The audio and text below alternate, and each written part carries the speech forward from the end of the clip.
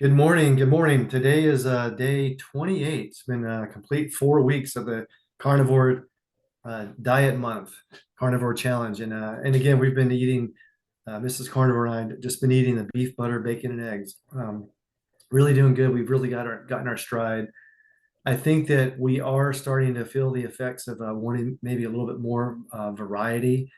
But we'll talk about that more probably on a Tuesday or in a couple of days when we get our full January month and to kind of figure out what our next plan is.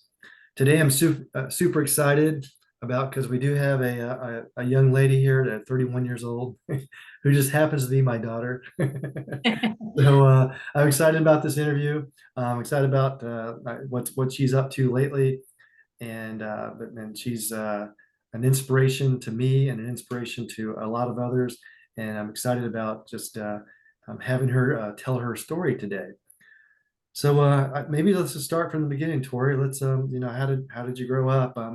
As far as diet wise and nutrition, as you look back, what are some things that come to your mind?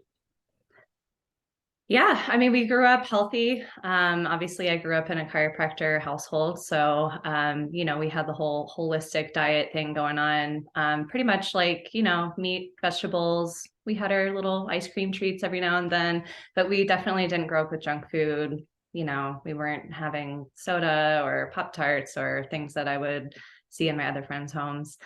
Um, so yeah, just grew up kind of eating pretty healthy. But going away to college, that's kind of like the first time that you're making, I mean, I guess you can make choices on what you want to eat whenever, but I Yeah. decided to change my diet when I was in college and went away. And So let's talk about that. So you went to college, your freshman year.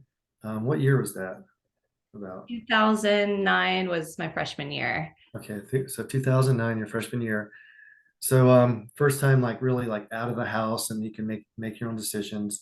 And you were in a college, Furman University, who had a pretty substantial cafeteria like all the colleges do now. They have a pretty big eating facility. Is that true with Furman? Yeah, Or it was huge. I mean, I actually went to a different college just for a semester, that's and great. that was they had a different cafeteria setup, and the way I ate between the two colleges was very different too. So that was kind of interesting. But yeah, definitely cafeteria setup and kind of just a whole spread of everything that you could choose from. I mean, and it's all on you're the one who's deciding now, You it's just all eat still whatever made you, of you, but you can yeah. eat as you can eat whatever you wanted and as much as you wanted, right? I mean, It's dangerous. I mean, yeah, yeah, college 15 or whatever is real. yeah. So let's go when you went to Furman and you started eating a little bit different, but what actually drove you to start making such a drastic shift in your diet at that time? So at the time, I had a lot of friends who were into the animal rights scene, and I definitely got into the scene. I've always loved animals, and have always done pet sitting growing up, and just wanting to make sure that the animals are taken care of, and no animal abuse, all that kind of thing.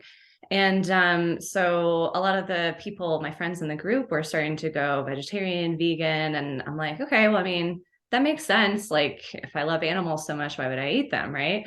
Um, so there was actually one day that I just tried to go vegetarian, kind of like on a whim. And I remember looking at the chicken at the cafeteria and I was like, no, I don't think today is the day. And I just decided like it's not going to happen.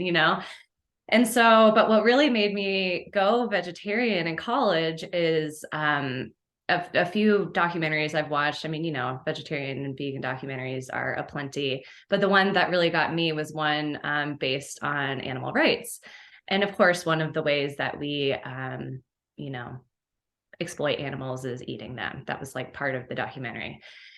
And it was along with other things like using animals for entertainment, fashion industry, that kind of thing too. But I just had such a strong emotional reaction to that I was like, okay, that's it. Like I actually had an aversion to meat, and it was hard for me to actually watch people eat meat in front of me because I was just like, oh my gosh, like my whole everything changed. And One thing that I remember, I think that you had talked about at the time was watching that movie, that kind of put you, like a really like, yeah, that really, I don't know, cemented things for you at that time, or so you want to talk about that? Well, that's the movie I watched, the one about the food, the entertainment, the fashion industry, Okay. experimentation on Forks animals. over knives, if I remember right. That was like one of them, but I was already vegetarian by the time that came out. Okay. Or was I vegetarian by the time that came out? That wasn't the movie that like made me make the decision. Okay. That was just kind of one that I showed people later, like vegetarianism, it's a thing to do. Yeah, yeah, yeah. um, so anyways, where was I? So if you can rewind from that, so you went there that you kind of switched that one day. So that one day you didn't, but like the next day, say, yeah, I'm going vegetarian. Full blown, yeah. So so at that time, how what were you starting to eat, or did you just like eat the same but just not the meat? Is that kind of how it started? Pretty much, yeah. I just remember a lot of people asking me like, well, what do you eat? And I'm like, well, there's a lot of things that people eat other than meat. It seemed like a no-brainer to me. But yeah, eating salad, eating, yogurt, eggs, granola, cereal. I definitely, yeah, would just rely on vegetables as much as I could and just like have a full plate of vegetables. That was kind of the healthiest way I thought that I could do it. Yeah. So, if you can remember back to that time, how did you feel like the first year or even longer after, once you switched over from not I eating meat? honestly don't really remember. I don't remember there being like wow, I feel amazing and I'm so glad I did this for my health because I didn't do it for my health. Yeah, um, but because I didn't feel, anything bad, I was like, okay, I guess I could just keep going. I guess this is good for my body. And so yeah, I just continued on with it and really thought I would be vegetarian for the rest of my life, but ended up being vegetarian for about 10 and a half years. yeah. So, um, during that 10 and a half years, as you look back, do you notice things that maybe you didn't know that you didn't realize you noticed before? I don't know, like, was your overall health, what did you I don't know, were other things happening, like were your cycles good? Were your uh were you bloating? Were you gaining weight that would you feel like you shouldn't have gained weight because you're not even eating a lot, or were you eating frequently? How did that all happen? I mean, how does that look backwards as you Yeah, look back now? it's interesting because it's like once you make this decision and you don't really notice many changes in your body, then you kind of get used to this new normal. And so you don't really know what is normal with your body or not because you're just so far deep in your decisions and how it's affecting your body. You're like, okay, like this is just what it is. Right?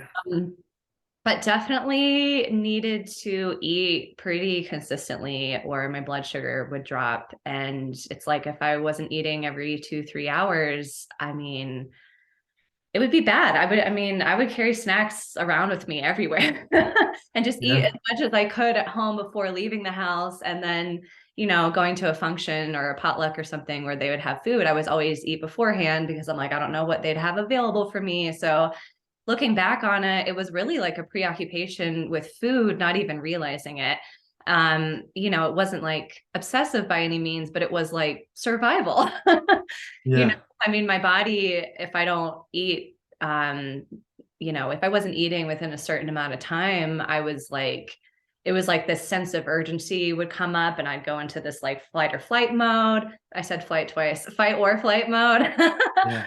So um, that's like the hangry thing that we talk about, right? angry thing, yeah. And like, yeah, just not feeling good, feeling kind of dizzy. Like my body got to a point where I wasn't getting hungry in my belly. I would just feel very low energy overall. So I even had to kind of listen to different cues in my body over time because yeah, things were changing throughout, the over a decade of being vegetarian. And then, as I'm aging, my body's changing. And so I found that eventually the vegetarian diet wasn't working for me anymore, but it worked so long through my 20s. I became vegetarian in 2012, so I was 21.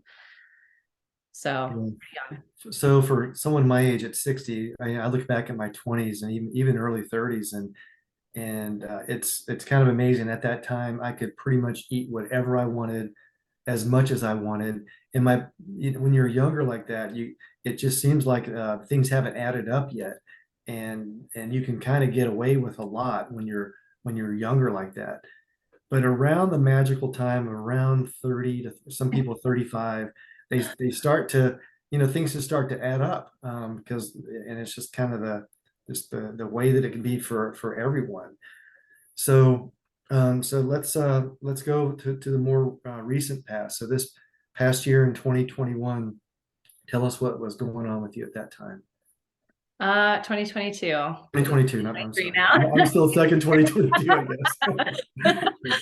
guess. Yeah, so I yeah, in your 20s, your body's so resilient, but I turned 30 in 2021. Yeah.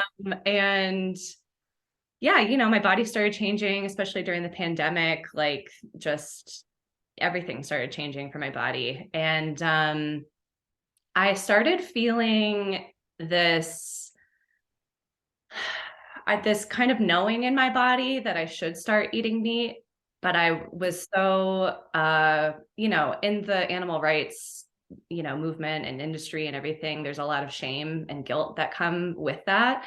And Yeah. so I was almost like shaming myself into like just continuing to be vegetarian because I like thought the world would end if I ate a piece of meat or something. So I Right. experimented with it a little bit. I had shrimp on my birthday last year because my friends were making it and we were all making dinner together. And I was like, okay, you guys, like, this is a safe space. I'm going to eat some shrimp, And they're like, okay, fine. Like, it's not a big deal. But like, for me, it was a huge deal. Then I went to Mexico and decided to have some fish tacos there. So kind of like, just getting on the seafood train a little bit, seeing how my body felt bit by bit. But it wasn't until the fall of last year that my body was like, I mean, it was not talking, it was yelling. And I was just feeling so much inflammation in my body everywhere. And I know from, What does that feel like to you when you say that? When people, like, what does that feel like? Was it aches and pains? Was it a bloating? What does it feel like to you? both. Yeah, I didn't even know. I think because I went vegetarian so young and without so much research on like how to eat complete proteins, and I was staying away from soy because I'm soy sensitive, and so I was really relying on carbs a lot, aka processed food, to kind of fill me up, especially because vegetables didn't fill me up as much as carbs would. But looking back, I'm like, were the carbs filling me up or were they just making me feel really bloated? And so yeah, definitely the bloatedness was a lot more present, but the inflammation throughout my body it was definitely aches and pains. My chest started feeling, I was getting chest pains and I thought it was my heart. And long story short, throughout all these tests and blood work and everything, it wasn't my heart. I was just having inflammation in like the cartilage between my ribs. Like, I mean, it was everywhere. Yeah. So here I am freaking out, thinking I'm going to have a heart attack. And meanwhile, I just need to change my diet. Yeah. Yeah. Yeah. I know from you and from just learning about nutrition over the years, I mean, the best way to get rid of inflammation is having a diet change. And so, I mean, it was just kind of staring me in the face that I needed to eat meat. But it got to the point where I had to put my feet up the wall 4-ish times a day just to get through the day because I was in so much pain. I mean, my feet felt like they weren't visibly swollen, but they felt tight and swollen and painful. And like when I got out of bed in the morning, it was like painful to walk. I would feel like not really pins and needles, but kind of this like this sensation that didn't feel like my feet. I was like, what's going on with my feet? What comes to my mind is like crystals in your like crystals in your feet or something. Yeah, it was uncomfortable to say the least. But yeah, all of the inflammation in my ankles and calves were what were bothering me the most. And that's why I had to put my feet up the wall throughout the day to kind of get my blood Yeah. flowing and And stuff. so for people who don't know, you're a certified yoga instructor. I am. Yeah, so it's not like you're just sitting around just eating, sandwiches and that sort of thing. You're actively going to, doing your yoga sessions, all of that. And how is that feeling to you while you're trying to do that? It was hard to even find the motivation to do that because I was like, my body's in pain. I don't really know what I need. Like, do I need to just move through the pain or do I need to rest? Like, it was kind of confusing what to do. But I would go on walks pretty often because at the time I thought it was a blood flow thing connected to my heart, and the walks helped, but I would still have to put my feet up the wall later, you know? Yeah, yeah, But even like getting massages, I get monthly massages, and my massages got to a point where I could barely stand to be massaged because the inflammation was all over my body. It's like my masseuse was barely touching me, and I was like wow. screaming on the table. I mean, it was bad. So, and then also tell everyone about. I do remember we talking about a blood test that you had gotten, and we went over some things. So remember there was just a couple of things that was picked up. So do you talk about that? Yeah. Before I heard back from my doctor, I did some Googling, as we do, or as I do, I should say. I'm not going to Yeah, include someone else on that. I think most people will. Yeah. Yeah. But definitely like signs of pre-anemia. But when the results did come back from my doctor, he was like, you should take a folate supplement. It looks like, you might not be getting all the nutrients you need. And I'm thinking to myself, like, the last thing I want is to take another supplement. Like, I would rather eat the nutrients and get them like from the earth, from like unprocessed fuel to fuel our bodies than just Yeah. take another supplement. Um, but yeah, since eating meat, having my blood work So, back, so just I'm not good at the time frame because yeah, I know that it was like months ago, but approximately when was that we talked after that blood test? Do you it remember was, the I think it was in September. September? Okay. All Yeah, right. So just in September of 2022. 2022. Yeah, like Yeah. 4 months ago. Yep. So I do remember that you said, okay, I'm going to go ahead and do this because it's, although morally, you had like almost like an internal fight with yourself. It's like, I know that I don't want to do this, but I really feel like I need to.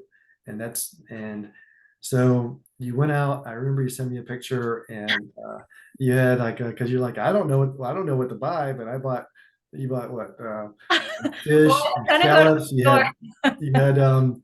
You had like some, I don't know, pork chops or pork tenderloin. You had a steak. You had shrimp and scallops and salmon, I think. So Yeah, so you pretty much went all in. I Um, really did. so Yeah. so when you tell us about when you first, I mean, because not barely having anything. I mean, it sounds like you had a little bit in the beginning of 2022, but for 10 years not having any kind of meat or seafood protein come across you, how did that feel initially? Well, I was kind of concerned, I think, as a lot of vegetarians and vegans are, to eat meat again because I'm like, what's it going to do to my body? Am I going to have an adverse reaction? But at the time, deciding to make the switch, I was doing a lot of research, and like a very high percentage, 70 to 80% of vegetarians end up going to eat meat eventually because of health issues. And I'm like, oh my gosh, I'm not alone. So, yeah, I was like, okay, like maybe I'll just ease in and integrate meat into my diet and like see how I feel. And then I was like, you know what, Tori, this is like, I don't know. At the time, I was in so much pain. It kind of felt like life or death. I was like, I just need to, if I'm going to do it, I'm going to do it. So I did it. And I came back, yeah, from the store. I think I bought shrimp. I bought bacon, I bought steak, I bought chicken salad, I bought like I think I bought a little bit of everything just to see how it tasted and how it felt in my body, eating it one at a time just to see what would sit well with me. Yeah. But to my surprise, my body didn't really have a huge adverse reaction to any of the meat I ate. And I mean, seeing the inflammation go away was like, I just, How, I couldn't believe it. how long did it take? I mean, was it days, weeks, month, or I should have like written all this down, but I'd say within a week, I could definitely tell differences in my body inflammation wise. wow. Yeah. Yeah. It's kind of wild. So I do remember you saying, just you're like, oh my gosh, I had some chicken salad, and what's amazing is that I was pretty full, and I didn't feel like I had to eat like another 2 hours from now or something. It was It was like magic. I was like, how is this real life? Like, I don't have to yeah, worry about when I'm going to eat and what I'm going to eat and how much I'm going to eat and when I'm going to have to find the time to cook. It's like, I just ate the chicken salad and didn't eat for another like 3 or 4 hours. I mean, I didn't even think about food during that time. I was just satiated and I was like, this is amazing. yeah. It was like, it was like medicine. So let's see. So now we're in the end of January 2023. So that's January, December, November, October. So it's only been 4 to 5 months now, Yeah. overall.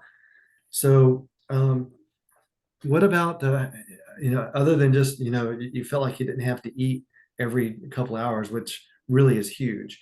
What and 1 week of being already feeling better, that's huge too for anyone with a change like that.